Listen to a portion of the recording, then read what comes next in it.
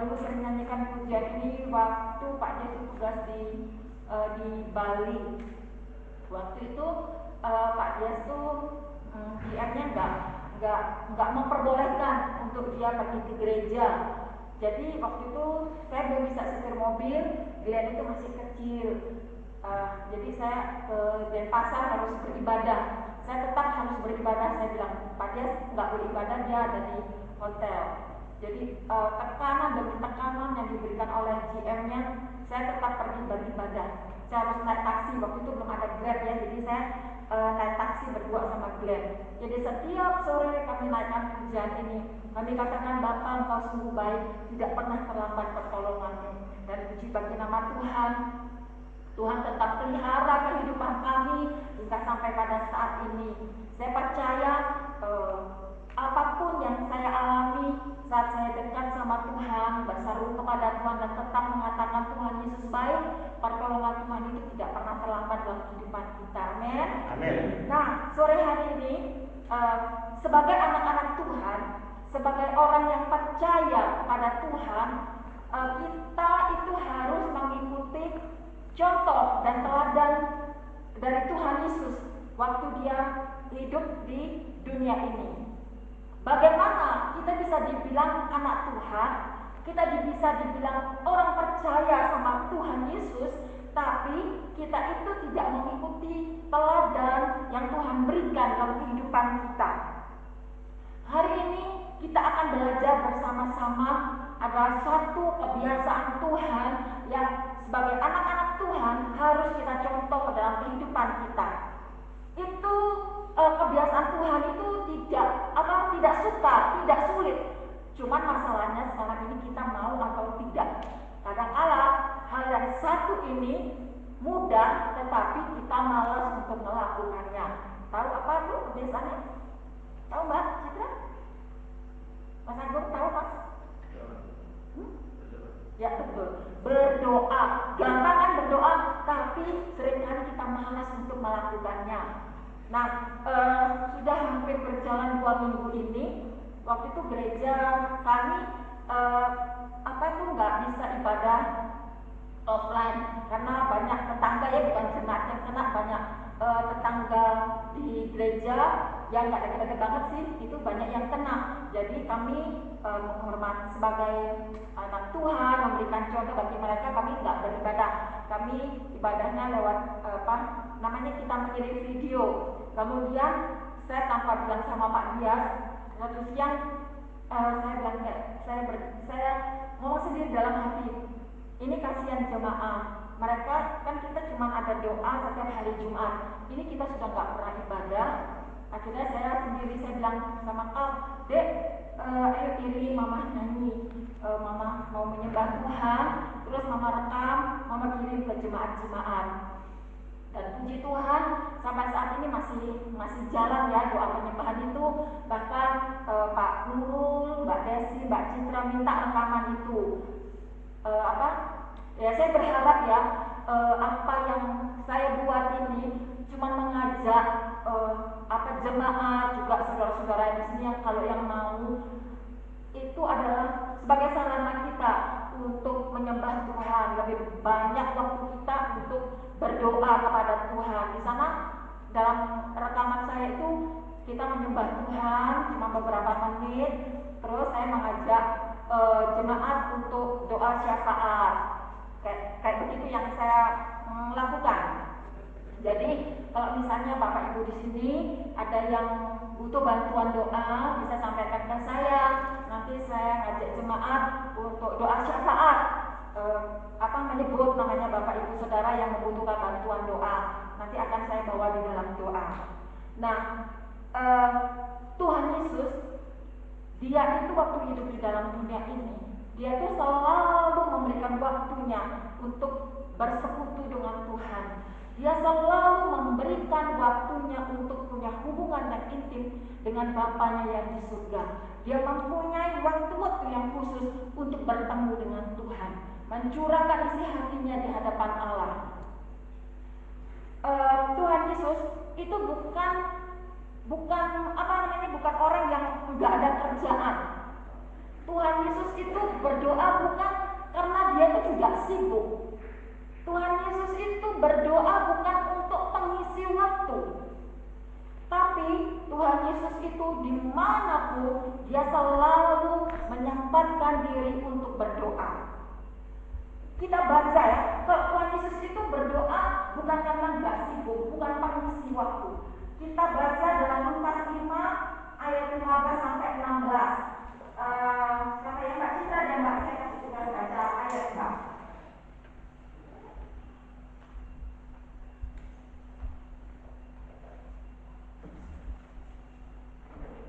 Lukas 5 ayat 15 sampai 16.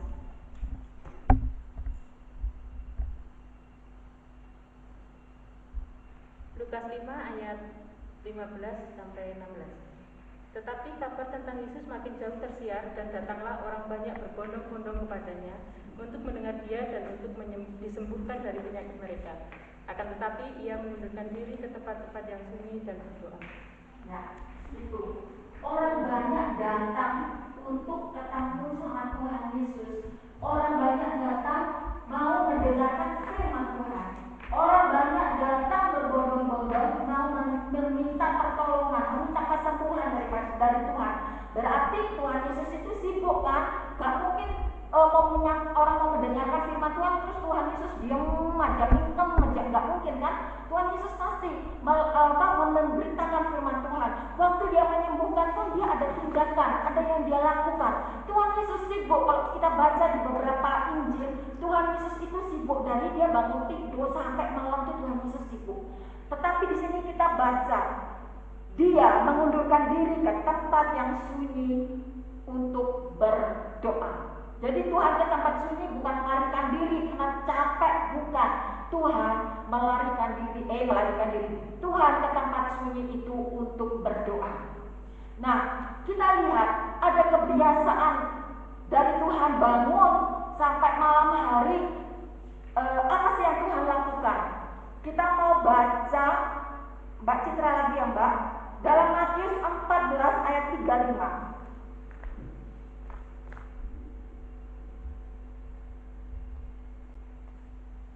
Matius 14 ayat ke-35. Ketika Yesus dikenal oleh orang-orang di tempat itu, mereka memberitahukannya ke seluruh daerah itu. Maka semua orang yang sakit dibawa kepadanya.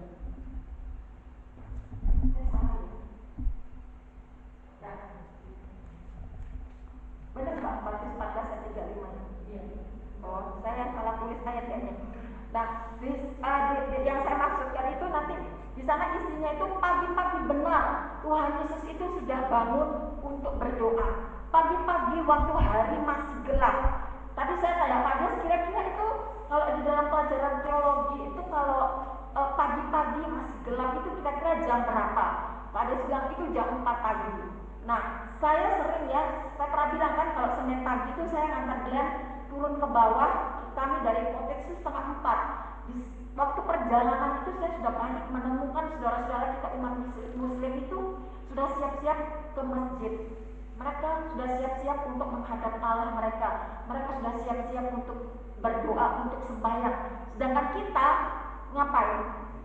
Iya, bisa tidur. Benar tuh Pak jawabannya yang jujur. Iya, kita seringkali masih tidur jam segitu. Sedangkan saudara-saudara kita itu dingin-dingin tuh Pak dia sampai bilang nggak kedinginan ya mereka gitu ya. Dingin-dingin tuh mereka bukan kayak kita yang asal-asalan. Begitu bangun tidur nggak sikat gigi, mau doa ya doa aja. Tapi mereka harus membersihkan diri mereka dengan air yang dingin. Mereka harus wudhu. Ada pengorbanan yang mereka berikan untuk mereka bertemu dengan Tuhannya. Sedangkan kita apa? Masih tidur, bangun pun kesiangan, bangun pun begitu bangun mungkin kita langsung ambil handphone, langsung ngapain, nggak berdoa pun cuma sekedarnya saja.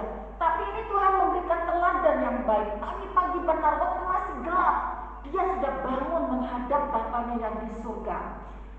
Mbak, kita baca Mbak Citra dalam Mazmur 5 ayat yang keempat.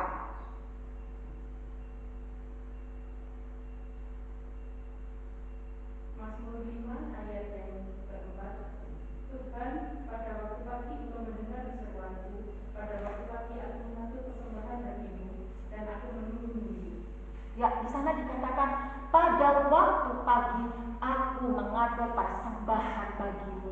Persembahan apa pagi-pagi? Persembahan pujian, persembahan rasa syukur kita kepada Tuhan, persembahan nyanyian, penyembahan kita kepada Tuhan pagi-pagi. Jangan pagi-pagi bangun tidur langsung, Tuhan tolong Tuhan hari ini gini-gini. Jangan Bapak Ibu begitu bangun tidur seperti Raja Daud yang katakan dia mulai mengatur persembahan. Persembahan itu sesuatu yang terbaik yang dia berikan. Apa yang kita berikan pagi-pagi waktu kita bangun tidur adalah penyembahan kita, rasa syukur kita, rasa terima kasih kita kepada Tuhan. Tuhan sudah pelihara kita sepanjang malam, dan waktu kita masih bisa bangun pagi, berikan penyembahanmu, berikan rasa syukurmu kepada Tuhan. Bahkan di sana dikatakan, dan aku menunggu. Sekarang apa sih yang ditunggu-tunggu? Baca lagi Ratapan 3 ayat 22 sampai 23.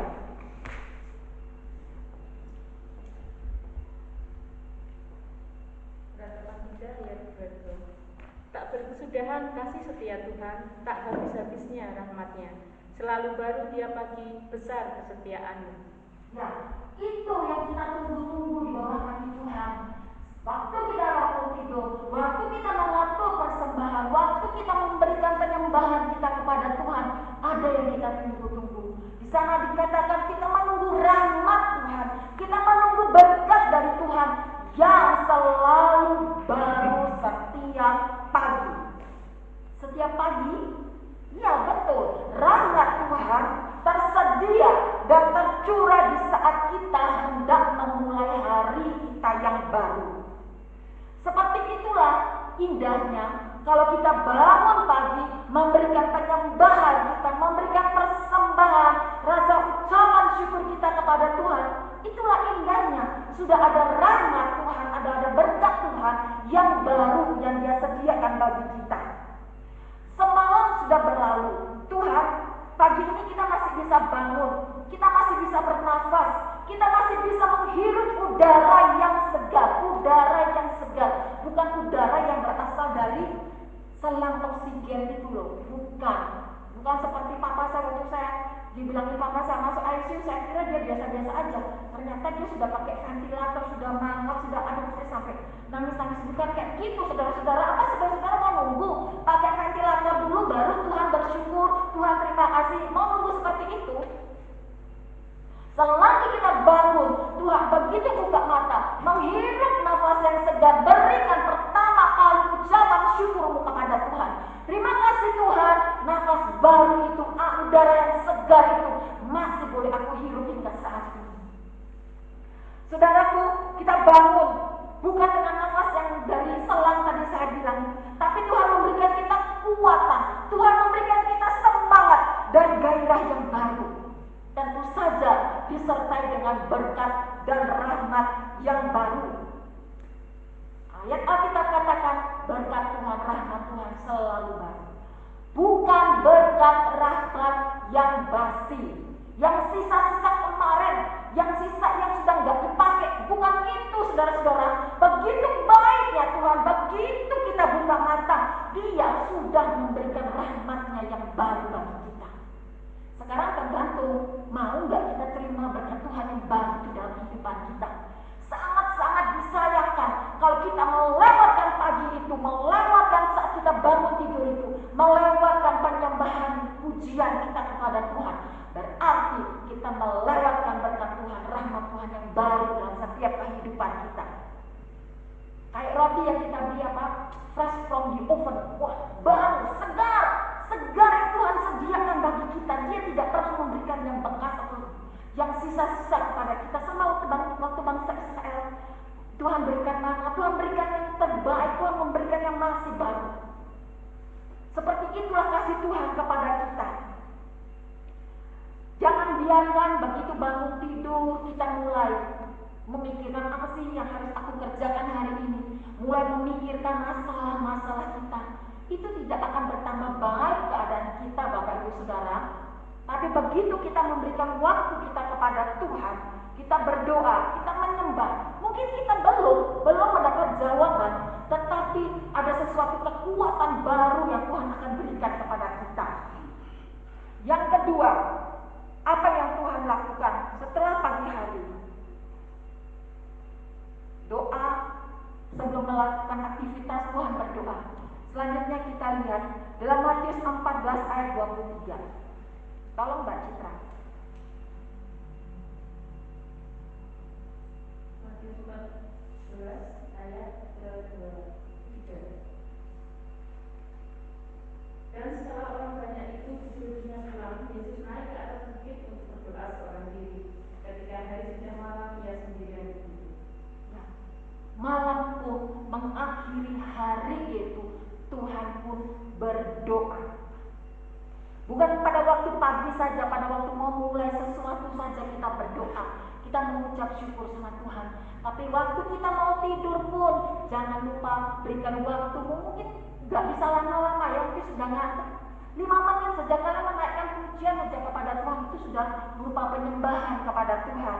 Kita lihat dalam Mazmur 4 ayat 9. Kita lihat judulnya dulu Mbak, dalam Mazmur 4.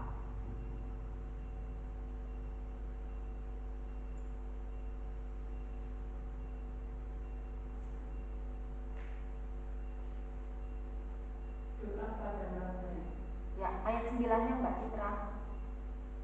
Dengan terang aku mau membalikkan diri, lalu segera tidur, sebab hanya Engkaulah ya Tuhan yang membiarkan aku diam dengan aman. Ya, amin. Dalam terjemahan firman Allah yang hidup dikatakan, aku akan berbaring dengan tenang dan tidur, karena walaupun aku seorang diri ya Tuhan, Engkau akan menjaga aku. Dalam ayat ini ada penyerahan total yang Daud lakukan dalam hidupnya kepada Tuhan. Dia percaya saat dia tidur pun tetap ada pemeliharaan dari Tuhan.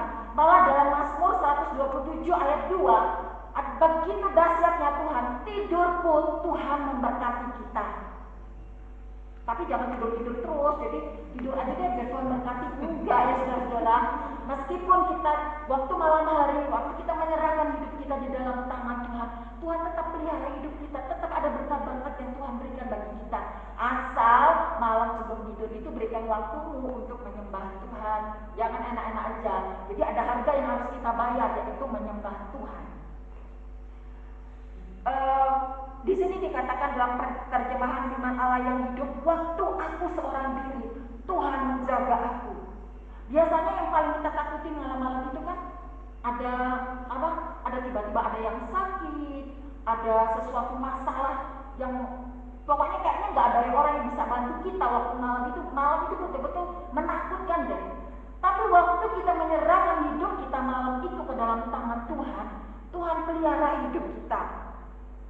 Waktu saya mempersiapkan firman Tuhan tadi, Tuhan ingatkan ini loh, kenapa waktu kamu di Bali itu kamu waktu malam kamu tuh nggak pernah punya rasa takut.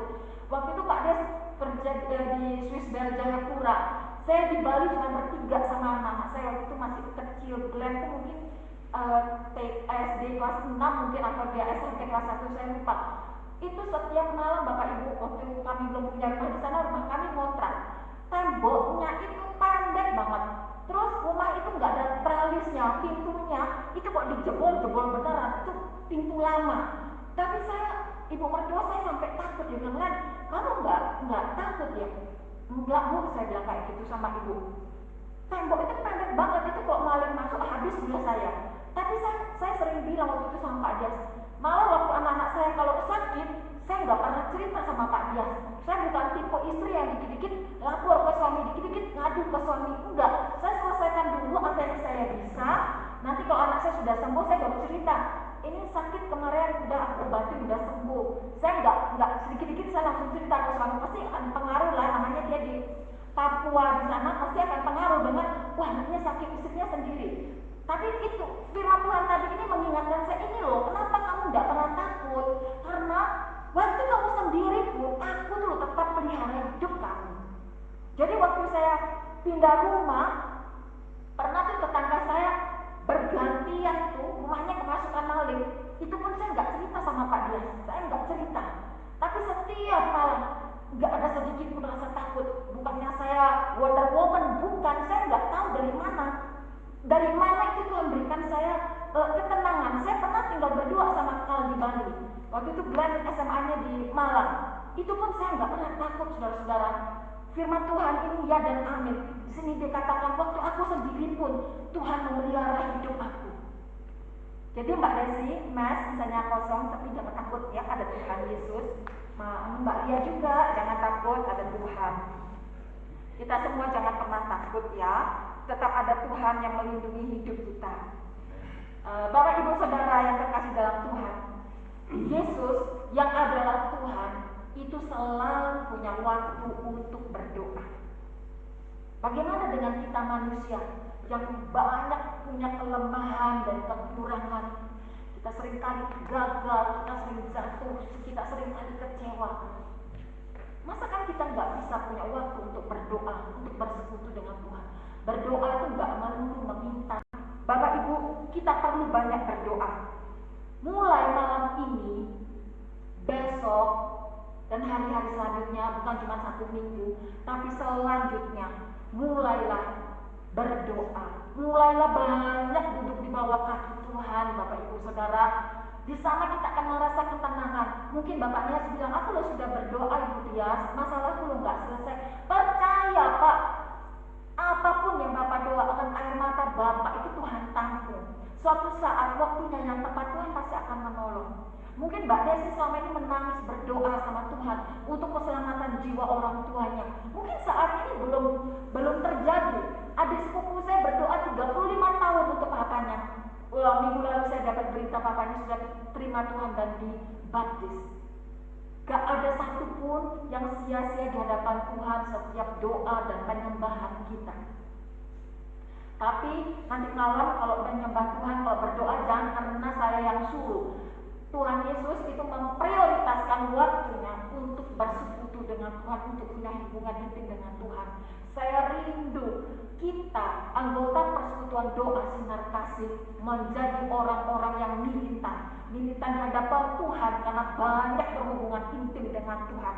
Ada satu jaminan yang Tuhan berikan. Kita baca bersama-sama semuanya ya, baca Mazmur 127 ayat 1 sampai 7. Ayatnya pendek-pendek kok, tapi ada satu jaminan yang Tuhan berikan bagi kita. Dalam keadaan dunia semakin jahat yang tidak menentu, ada pemeliharaan Tuhan. Kita baca bersama-sama Mazmur 121 ayat 1 sampai 7. Maaf ya. Mazmur 121 ayat 1 sampai 7. Sudah dapat semua? Sudah? Ya, kita baca bersama-sama dengan suara keras dan nyaring. 2, 3.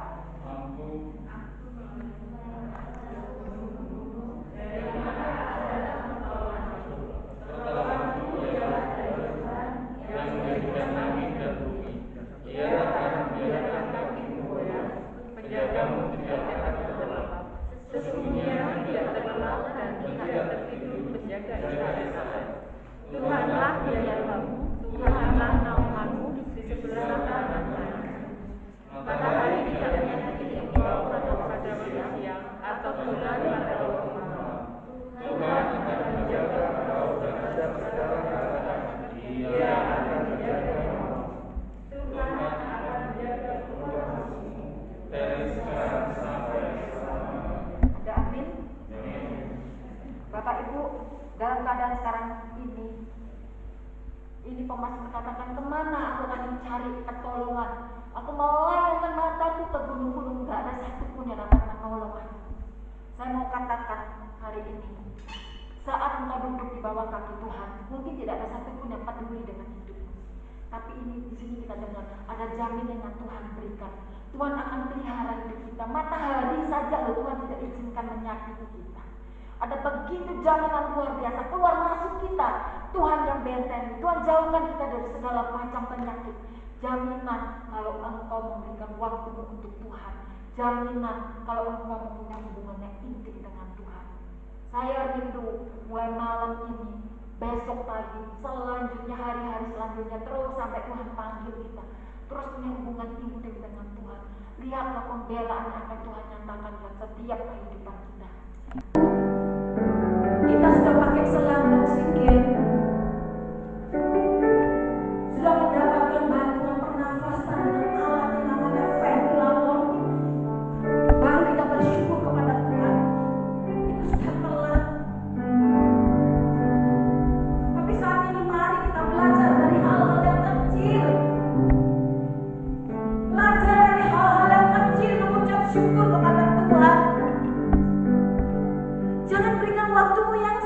kita untuk Tuhan.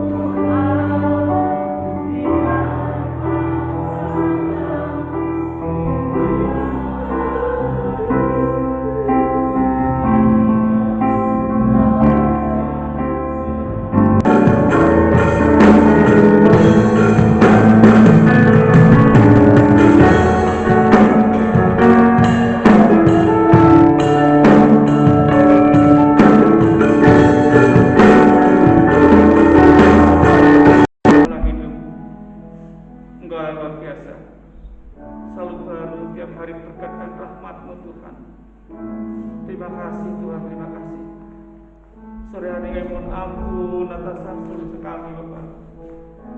Seringkali kami tidak mengandalkan Tuhan.